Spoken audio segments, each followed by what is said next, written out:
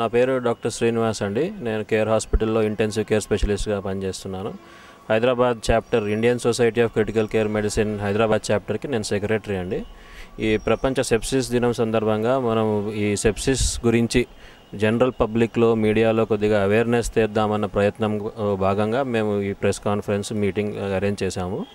ప్రపంచవ్యాప్తంగా ఈ సెప్సిస్ అన్నది ఒక మేజర్ ప్రాబ్లంగా వచ్చింది. మనం గత 10 సంవత్సరాలుగా చూస్తే ఈ సెప్సిస్ ట్రీట్మెంట్ కానీ సెప్సిస్ వలన వచ్చే పర్యవసానానికి మనం చేయవలసిన ఉపాయాలు కానీ ఒక ప్రోటోకాలైజ్డ్ ఒక పద్ధతి ప్రకారం చేయాలి అన్న అవగాహన వచ్చింది. గత 10 సంవత్సరాలుగా వచ్చింది. కాబట్టి ఇటువంటి అవగాహన మన సొసైటీలు కూడా తీసుకొస్తే మన దానివల్ల వచ్చే పర్యవసానాలు తక్కువగా మనం చేయగలం అన్న అభిప్రాయంతో మేము ఈ వరల్డ్ సెప్సిస్ డే సందర్భంగా ఈ మీటింగ్ ఆర్గనైజ్ చేయడం జరిగింది. ఈ సెప్సిస్ అన్నది రకరకాలుగా మనం అనుకుంటాం, రకరకాలుగా మనం వింటూ ఉంటాం, చదువుతూ ఉంటాం.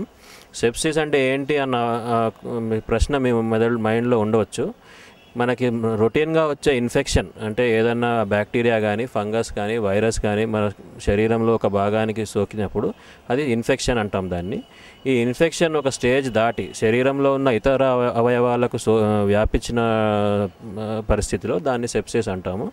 ఈ సెప్సిస్ ఇంకా కొద్దిగా ముదిరిన పక్షంలో దాన్ని సెప్టిక్ షాక్ అంటాము. సెప్టిక్ షాక్ అంటే మనకి ఈ సెప్సిస్ వలన వచ్చిన పదార్థాల వలన టాక్సిన్స్ అంటాము. ఆ టాక్సిన్స్ వలన బ్లడ్ ప్రెషర్ తగ్గిపోవడం, మూత్రపిండాల మీద అసరు కావడం, మెదడు మీద అసరు పడడం, ఇవన్నీ కలిపితే దీన్ని septic shock multi organ failure అంటాం. సో పేషెంట్స్ రికవరీ కూడా ఏ స్టేజ్లో మనం దీన్ని పసిగట్టాము, ఏ స్టేజ్లో మనం ట్రీట్మెంట్ స్టార్ట్ చేసామన్న దాన్ని బట్టి ఉంటుంది. కాబట్టి ఈ త్వరగా ఎలాగ మనం దీన్ని ఐడెంటిఫై చేయగలం అన్న గురించి అవగాహన పెంచడానికి మేము Indian society of critical care medicine తరఫున ప్రయత్నం చేస్తాం. సెప్సిస్ అన్నది ఏ వయసులో అన్నా రావచ్చండి. అప్పుడే పుట్టిన శిశువు నుంచి వయోవృద్ధుల వరకు ఎవరైనా ఈ సెప్సిస్కి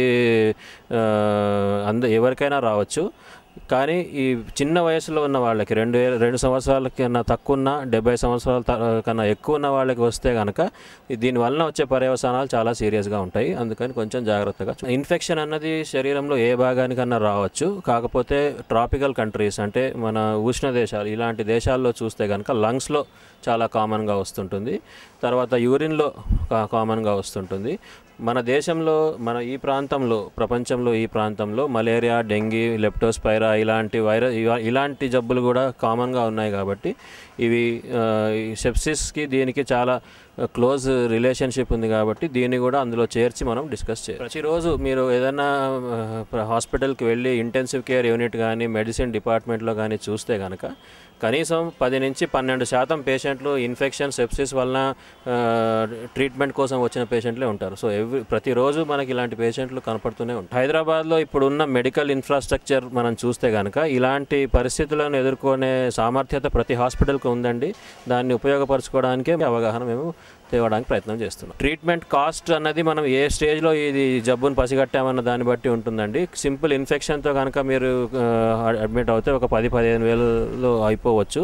మల్టీ ఆర్గన్ ఫెయిలియర్ ఈ సెప్టిక్ షాక్ వచ్చి కనుక పేషెంట్ మూత్రపిండాలు పనిచేయకుండా వేరే అవయవాలు పనిచేయకుండా కనుక హాస్పిటల్లో అడ్మిట్ అవుతే కనుక సుమారు రోజుకి 45 నుంచి 55 వేల వరకు ఖర్చు కాగలదండి.